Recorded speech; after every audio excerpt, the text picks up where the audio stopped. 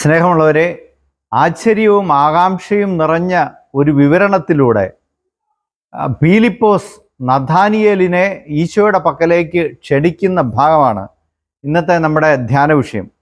അത് വിശുദ്ധ യോഹന്നാൻ്റെ സുവിശേഷം 1-ാം അധ്യായം 43 മുതൽ 51 വരെയുള്ള തിരുവചന ഭാഗമാണ്.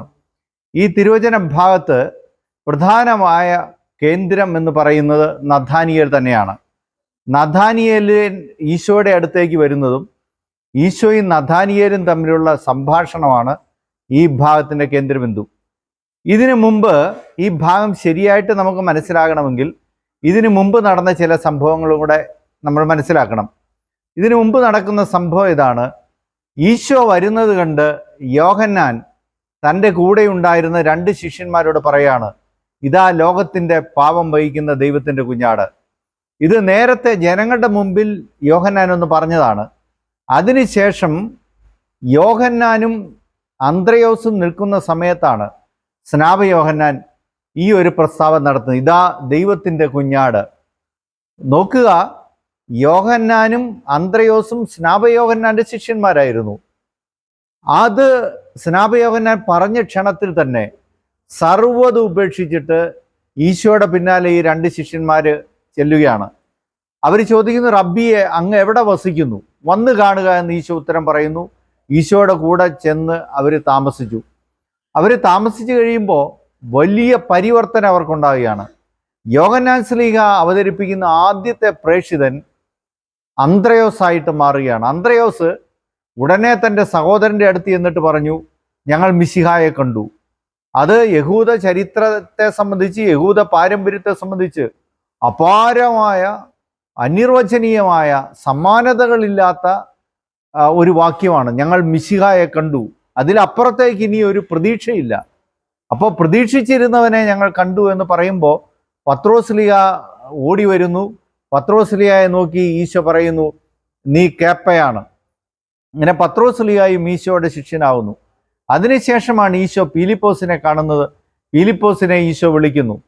പീലിപ്പോസ് ഈശോയുടെ കൂടെ നടന്നു കഴിഞ്ഞപ്പോൾ വളരെ വിപുലമായ, വളരെ സമഗ്രമായിട്ടുള്ള മാറ്റം പീലിപ്പോസിനുണ്ടാവുകയാണ്. ഉടനെ തന്നെ പീലിപ്പോസ് ചെയ്യുന്നത്, പീലിപ്പോസ് തൻ്റെ സുഹൃത്തായ നഥാനിയേലിൻ്റെ അടുത്ത് ചെല്ലുന്നു. നഥാനിയേൽ പീലിപ്പോസിൻ്റെ സുഹൃത്തായിരുന്നു എന്ന് വ്യക്തം. കാരണം ആദ്യം ചെല്ലുന്നത് നഥാനിയേലിൻ്റെ അടുത്താണ്. എന്നിട്ട് അവതരിപ്പിക്കുന്ന അവതരണമാണ് ഏറ്റവും മനോഹരമായ അവതരണം. മോശയുടെ നിയമത്തിലും പ്രവാചക ഗ്രന്ഥത്തിലും ആരെപ്പറ്റി എഴുതിയിരിക്കുന്നു? അവനെ ഞങ്ങൾ കണ്ടു. ഇതിലപ്പുറം എന്താണ് ഒരു വിവരണം നൽകേണ്ടത്, ഒരു അറിയിപ്പ് നൽകേണ്ടത്? അപ്പോൾ അതിനുശേഷമാണ് പറയുന്നത്, പീലിപ്പോസ് പറയുന്നു, നസ്രത്തിൽ നിന്നുള്ള ഈശോയെ ഞങ്ങൾ കണ്ടു. അപ്പോൾ നഥാനിയേൽ ചോദിക്കുന്നു, നസ്രത്തിൽ നിന്ന് എന്തെങ്കിലും നന്മയുണ്ടാവുമോ? അങ്ങനെ ചോദിച്ചെങ്കിലും നഥാനിയേൽ ഈശോയെ കാണാനായിട്ട് പുറപ്പെടുകയാണ്. നഥാനിയേൽ അകലെ നിന്ന് വരുന്നത് കണ്ടപ്പോൾ തന്നെ ഈശോ നഥാനിയേലിനെ നോക്കി പറയുന്നു, ഇതാ നിഷ്കപടനായ ഒരു ഇസ്രായേൽക്കാരൻ. ആ ക്ഷണത്തിൽ തന്നെ നഥാനിയേൽ സമഗ്രമായിട്ട് നുറുങ്ങിപ്പോയി എന്ന് നമുക്ക് പറയേണ്ടി വരും. കാരണം ഈ നഥാനിയേലിൻ്റെ ഉള്ള് കാണുന്ന ഒരാൾ മുമ്പിൽ നിൽക്കുന്നു എന്നുള്ളത്. പ്രിയപ്പെട്ടവരെ, നമ്മളെ സംബന്ധിച്ച് ഏറ്റവും പ്രധാനപ്പെട്ട കാര്യം ഇതാണ്. നമ്മൾ ഏതൊക്കെ തരത്തിലുള്ള വേഷങ്ങളൊക്കെ കിട്ടിയാലും നമ്മുടെ ഉള്ളെന്താണ് എന്നറിയുന്ന മനുഷ്യർ നമ്മുടെ കൂടെ ഉണ്ടെങ്കിൽ അതിനോളം വിജയമൊന്നുമില്ല. അങ്ങനെയുള്ള മനുഷ്യരെ കണ്ടെത്തുക എന്നുള്ളതാണ് ഏറ്റവും പ്രധാനപ്പെട്ട കാര്യം. നമ്മളെ മനസ്സിലാക്കുന്ന ആൾക്കാർ, അവരെ നമ്മൾ കണ്ടെത്തുക, നമ്മുടെ ഉള്ളെന്താണെന്ന് മനസ്സിലാക്കുന്ന ആൾക്കാർ. അതുപോലെ തന്നെ പ്രധാനപ്പെട്ട കാര്യമാണ് നിഷ്കപടമായി ജീവിക്കുക എന്നുള്ളത്. ഇന്നത്തെ കാലഘട്ടത്തിൽ നമുക്ക് ഏറ്റവും പ്രയാസകരമായിട്ടുള്ള കാര്യം അതാണ്. നിഷ്കപടമായിട്ട് ജീവിക്കുന്ന ആളുകളെല്ലാം ഒരുപാട് തെറ്റിദ്ധരിക്കപ്പെടുന്നു. ഒരുപാട് മുഖംമൂടികൾ അണിഞ്ഞവരാണ് ഇന്ന് നമ്മുടെ ചുറ്റുപാടും നമ്മൾ കാണുന്ന മനുഷ്യരെല്ലാം. ഒരു അച്ഛൻ ഒരു മനുഷ്യനോട് വലിയതായിട്ട് ചൂടാകുന്നത് കണ്ട്. ചൂടാകുന്നതിൻ്റെ കാര്യം ഇതാണ്: അയാൾ ഭിക്ഷക്കാരനായിട്ട് വരികയാണ്, സഹായത്തിനായിട്ട് വരികയാണ്. ഒരു സമയത്ത് അയാൾ പാൻറ്റിട്ട് വരുന്നു, വേറെ സമയത്ത് അയാൾ മുണ്ടുടുത്ത് വരുന്നു, വേറെ സമയത്ത് പറ്റ തലമുടി വെട്ടി വരുന്നു, പിന്നെ മുഖം മൂടി മാസ്ക് വെച്ചിട്ട് വരുന്നു. അപ്പോൾ പറ്റിക്കുകയാണ് എന്ന് പൂർണ്ണമായിട്ട് മനസ്സിലാകുമ്പോൾ ഭയങ്കരമായിട്ട് ചൂടാകുകയാണ്. അപ്പോൾ ഒരുപാട് വേഷങ്ങൾ കെട്ടുന്നവർ, ഒരുപാട് മുഖംമൂടികൾ ധരിച്ച് പ്രത്യക്ഷപ്പെടുന്നവർ, ഒന്ന് പെരുമാറുകയും ഒന്ന് പറയുകയും മറ്റൊന്ന് പ്രവർത്തിക്കുകയും ചെയ്യുന്നവർ, ഇങ്ങനെയുള്ള മനുഷ്യരുടെ ലോകമാണ് നമ്മുടെ ചുറ്റുമുള്ള ലോകം. അവിടെയാണ് നഥാനിയേൽ, നിഷ്കപടനായ ഇസ്രായേൽക്കാരൻ, നേരെ വാ നേരെ പോ എന്ന് ചിന്തിക്കുന്ന ഒരു മനുഷ്യനെ ബൈബിൾ നമ്മുടെ മുമ്പിൽ അവതരിപ്പിക്കുന്നു. ആ മനുഷ്യനെ നോക്കിയാണ് ഈശോ പറയുന്നത്, ഇതാ നിഷ്കപടനായ ഇസ്രായേൽക്കാരൻ, ഇസ്രായേൽക്കാരിൽ കാപട്യമില്ലാത്ത മനുഷ്യൻ. അങ്ങനെയുള്ള മനുഷ്യരായിട്ട് നമുക്ക് ജീവിക്കാൻ സാധിക്കുമോ എന്നുള്ളതാണ് നമ്മുടെ മുമ്പിലുള്ള പ്രധാനമായ, ഈ സുവിശേഷം വായിക്കുമ്പോൾ നമ്മുടെ മുമ്പിലുള്ള പ്രധാനമായ വെല്ലുവിളി. അതുപോലെ രണ്ടാമത്തെ കാര്യം ഇതാണ്, നന്മയുള്ള മനുഷ്യരെ നമുക്ക് കണ്ടെത്താൻ പറ്റുമോ? അവരെ ശരിക്കും തിരിച്ചറിയാൻ നമുക്ക് സാധിക്കുന്നുണ്ടോ? അതോ നന്മയുള്ള മനുഷ്യരെ നമുക്ക് അറിയാൻ പറ്റാതിരിക്കുകയും നമ്മളെ കബളിപ്പിക്കുന്ന മനുഷ്യർ വലിയവരാണെന്ന് കരുതി പോവുകയും ചെയ്യുന്നവരാണോ നമ്മൾ? യഥാർത്ഥത്തിൽ നമുക്ക് ഒരു മനുഷ്യൻ്റെ നന്മയെ കണ്ടെത്തണമെങ്കിൽ പ്രിയപ്പെട്ടവരെ, നമ്മുടെ ഉള്ളിൽ ദൈവബോധം വേണം. ഈശോ ദൈവത്തിൻ്റെ ആത്മാവിനാൽ നിറഞ്ഞു നിൽക്കുന്നവനായതുകൊണ്ട് മുമ്പിൽ വരുന്ന ആളുകളെ പെട്ടെന്ന് തിരിച്ചറിയാൻ പറ്റും. നമ്മൾ പാടി പ്രാർത്ഥിക്കുന്നുണ്ടല്ലോ, പാപവും പുണ്യവും വേർതിരിച്ചേകുന്ന ജ്ഞാനമായി ഒഴുകി വരൂ. ദൈവികമായ പ്രഭയുടെ നടുവിൽ നിന്ന് മാത്രമേ, സുവിശേഷ ധ്യാനത്തിൽ നിന്ന് മാത്രമേ നമുക്ക് ഒരു മനുഷ്യൻ്റെ ഒരു മനുഷ്യൻ നല്ലവനാണോ മോശക്കാരനാണോ എന്ന് തിരിച്ചറിയാനുള്ള ജ്ഞാനം ഉണ്ടാവുകയുള്ളൂ. പിന്നീട് പീലിപ്പോസിനോട് ഈശോ പറയുന്ന നീ എങ്ങനെ എന്നെ അറിഞ്ഞു എന്ന് പീലിപ്പോസ് ചോദിക്കുകയാണ്. അപ്പോൾ ഈശോ പറയുന്നു, നീ അത്തിമരത്തിന് ചുവട്ടിലിരുന്നപ്പോൾ നിന്നെ ഞാൻ കണ്ടിരുന്നു. അത് വലിയ അപാരമായ അർത്ഥതലങ്ങളുള്ള ഒരു വാക്യമാണ്. യഹൂദരെ സംബന്ധിച്ച് അത്തിമരം എന്ന് പറയുന്നത് അവരുടെ ജീവിതത്തിൻ്റെ സാധാരണമായ ഒരു കാര്യമായിരുന്നു. അവരുടെ പല വീടുകളുടെയും ഒക്കെ മുമ്പിൽ അത്തിമരം ഉണ്ടായിരുന്നു. ഈ അത്തിമരത്തിൻ്റെ ചുവട്ടിൽ കാര്യഗൗരവമായ ചർച്ചകളൊക്കെ നടത്താൻ ഈ അത്തിമരത്തിൻ്റെ ചുവട് അവരുപയോഗിച്ചിരുന്നു. അപ്പോൾ ഒരുപക്ഷെ ഈശോയെക്കുറിച്ച്, വരാനുള്ള മിശിഹായെക്കുറിച്ച് ധ്യാനിക്കാൻ വേണ്ടി, അല്ലെങ്കിൽ അങ്ങനെയുള്ള സംവാദങ്ങളൊക്കെ നടത്താൻ നഥാനിയേലും അത്തിമരത്തിൻ്റെ ചുവട്ടിൽ ഉണ്ടായിരുന്നിരിക്കാം, അത്തിമരത്തിൻ്റെ ചുവട്ടിലിരുന്നിരിക്കാം. അതാണ് പറയുന്നത്, അത്തിമരത്തിൻ്റെ ചുവട്ടിലിരുന്നപ്പോഴേ നിന്നെ ഞാൻ കണ്ടിരുന്നു എന്ന് ഈശോ പറയുന്നതിൻ്റെ പ്രധാനപ്പെട്ട കാര്യം അതാണ്. പ്രിയപ്പെട്ടവരെ, ഈ സുവിശേഷ ഭാഗം മുമ്പോട്ട് വരുമ്പോൾ നമ്മൾ കാണുന്നു, ഈശോ ഈ നഥാനിയെ, നിഷ്കപടനായ ഈ ഇസ്രായേൽക്കാരൻ്റെ മുമ്പിൽ തന്നെ നല്ലതുപോലെ വെളിപ്പെടുത്തുകയാണ്. ഈ നിഷ്കപടനായ ഇസ്രായേൽക്കാരനാണെന്നാണല്ലോ ഈശോ പറഞ്ഞത്. അപ്പോൾ ഇസ്രായേൽ എന്ന് പറയുന്ന ആ വാക്ക് തന്നെ യാക്കോബിന് നൽകിയ വലിയൊരു വെളിപ്പെടുത്തലാണ്. യാക്കോബിൻ്റെ പേര് മാറ്റി ദൈവവുമായി മൽപ്പിടുത്തം നടത്തുമ്പോഴാണ് ഇസ്രായേൽ എന്നുള്ള, ദൈവദൂതനുമായി മൽപ്പിടുത്തം നടത്തുമ്പോഴാണ് ഇസ്രായേൽ എന്നുള്ള പേര് നൽകുന്നത്. അപ്പോഴവിടെ നമ്മൾ കാണുന്നു, ആകാശത്തിലേക്ക് ഒരു ഗോവണി, അതിലൂടെ ദൈവദൂതന്മാർ കയറുകയും ഇറങ്ങുകയും ചെയ്യുന്നത് യാക്കോബ് കാണുന്നുണ്ട്.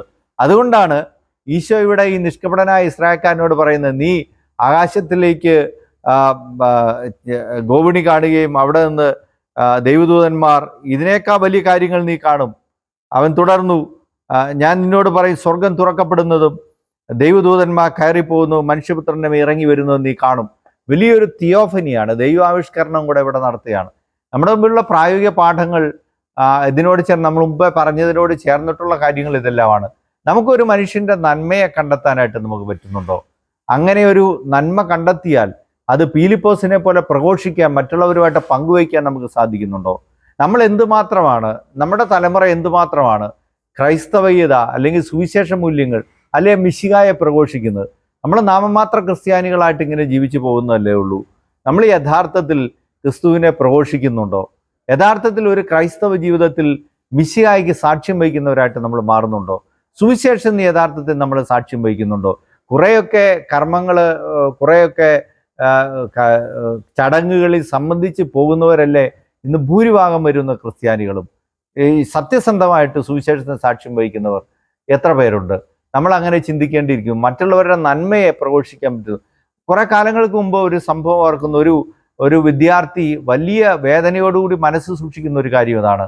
ഒരു പ്രത്യേകമായിട്ടുള്ള ഒരു പരീക്ഷയ്ക്ക്, ഒരു സയൻസ് വിഷയത്തിന് ആ വിദ്യാർത്ഥിക്ക് 50-ൽ 48 മാർക്ക് ലഭിച്ചു. അത് സാധാരണയായിട്ട് അത്രയും കിട്ടുന്നതല്ല, 40 മാർക്കൊക്കെയാണ് കിട്ടിക്കൊണ്ടിരുന്നത്.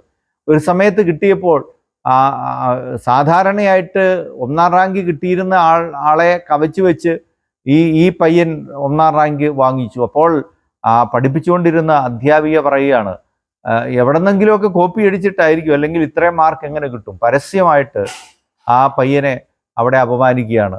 ആ നന്മയെ ഏറ്റുപറയാൻ തയ്യാറാകുന്നില്ല എന്ന് മാത്രമല്ല അധിക്ഷേപിക്കാനും കൂടെ തയ്യാറാകുന്നു. ഇങ്ങനെയുള്ള മനുഷ്യർ ഒരുപാട് നമ്മുടെ മുമ്പിലുണ്ട്. മറ്റുള്ളവരെ അംഗീകരിക്കാൻ തയ്യാറാകാത്ത മനുഷ്യർ, അവരുടെ നന്മയെ കണ്ടെത്താൻ മടിക്കുന്ന മനുഷ്യർ, അല്ലെങ്കിൽ മറ്റുള്ളവരുടെ നന്മ പ്രഘോഷിച്ചാൽ തങ്ങൾ ചെറുതായി പോകുമോ എന്ന് വിചാരിക്കുന്ന ആളുകൾ ഒരുപാടുണ്ട്.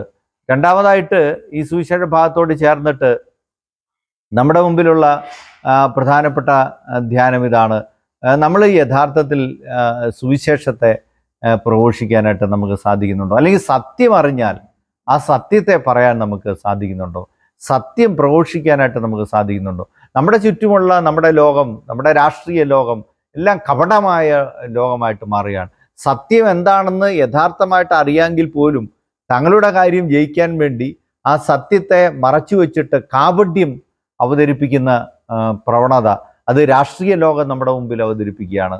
അങ്ങനെ ഉള്ള ഒരുപാട് മനുഷ്യർ അങ്ങനെ ജീവിക്കുന്നു. സത്യസന്ധമായിട്ട് ഇടപെടാൻ തയ്യാറാകാത്ത മനുഷ്യർ ഒരുപാട് നമ്മുടെ ചുറ്റുപാടുകളിൽ വർദ്ധിച്ചു വരുന്ന ഒരു കാലഘട്ടം കൂടിയാണ്. ആ കാലഘട്ടത്തിൽ ഈ നിഷ്കപടനായ ഇസ്രായേൽക്കാരനും ഈശോ അവതരിപ്പിക്കുന്ന ഈ സുവിശേഷ മൂല്യങ്ങളും കൂടുതൽ ശോഭയോടെ നിലനിൽക്കുന്നുവെന്ന് നാം തിരിച്ചറിയണം.